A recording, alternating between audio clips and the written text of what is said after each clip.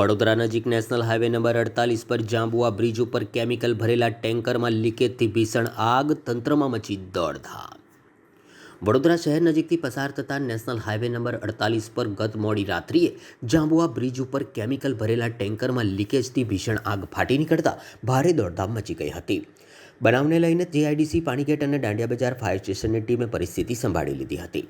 મળતી માહિતી અનુસાર વડોદરા શહેર નજીક નેશનલ હાઈવે નંબર 48 ઉપર જાંબુઆ બ્રિજ ઉપરથી પસાર થઈ રહેલી એક વેસ્ટ કેમિકલ ભરેલી ટેન્કરમાંથી લીકેજને કારણે ભીષણ આગ લાગી હતી। આ અડધો કિલોમીટર સુધી રોડ પર પ્રસરી હતી। ટેન્કરમાં રહેલ કેમિકલ લીકેજ થતાં આગે વિકરાળ સ્વરૂપ ધારણ કરી લીધું હતું। જોકે 3 ફાયર સ્ટેશનની ટીમે સ્થળ પર પહોંચી આગ ઉપર કાબૂ મેળવી લીધો હતો। સદનસીબે આગની ઘટનામાં કોઈ જાનહાનિ થઈ ન હતી। વડોદરા ફાયર એન્ડ ઇમરજન્સી સર્વિસને રાત્રે ટેન્કરમાં ફાયર હોવાનો કોલ મળતા જીઆઈડીસી ફાયર સ્ટેશનની ટીમ તાત્કાલિક ઘટનાસ્થળ પર આવી હેઝાર્ડસ કેમિકલ ઉપર એવું લખેલું છે હેઝાર્ડસ વેસ્ટ કેમિકલ એનું એક ટેન્કર હતું જેના અંદર ફાયર થઈ હતી।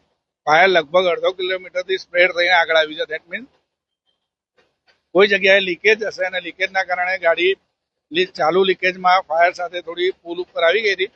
વડોદરા ફાયર સર્વિસને જાણ થતાં જીઆઈડીસી ફાયર સ્ટેશન, પાણીગેટ અને દાંડિયા બજારની ટીમને તાત્કાલિક ઘટનાસ્થળ પર બોલાવી અત્યારે એનું જે ફ્લેમ હતી એ ફ્લેમ સંપૂર્ણપણે કટ કરી દીધી છે। અત્યારે હાલમાં કુલિંગની કામગીરી ચાલુ છે।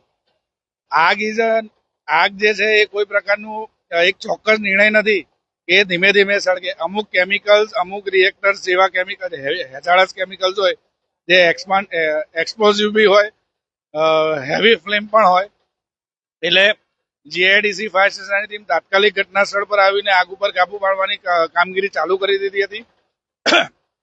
ફ્લેમ કટ ઓફ કરવાની જે પરિસ્થિતિ છે એ ટેન્કર, મને જ્યારે હું અંદર ફાયર ફાઇટિંગ કરી રહ્યો હતો ત્યારે મને એવી ખબર પડી કે અંદર ઉપરથી ફ્લેમ નું લીકેજ છે, એટલે ત્યાંથી અમે કટ ઓફ કર્યું ને અત્યારે હાલમાં કુલિંગની કામગીરી ચાલુ છે। ઘણી બધી એવી ઘટનાઓ હોઈ શકે છે કે જેની અંદર ફ્લેમનું ફાયર સર્વિસ પહોંચતા તેની પહેલા જ તે ફ્લેમની ડેન્સિટી એટલી હાઈ લેવલની હોય છે કે તે તાત્કાલિક એક વિકરાળ સ્વરૂપ પકડી લે છે। અત્યારે આપણે સ્થળ ઉપર આવીને કોઈ પણ પ્રકારની જાનહાનિ નથી થઈ। તેના ડ્રાઈવર, તેના કો ડ્રાઈવર અને આજુબાજુના જે પણ વ્યક્તિઓ છે તેને ઇઝીલી મૂવ કરી દીધા છે। કોઈ પ્રકારની કોઈ જાનહાનિ નથી અને અત્યારે બધા સેફ છે। આપણે આગ તમે જોઈ શકો છો, આગ આપણે કંટ્રોલ કરી લીધી છે। અત્યારે કુલિંગ કામગીરી ચાલુ છે।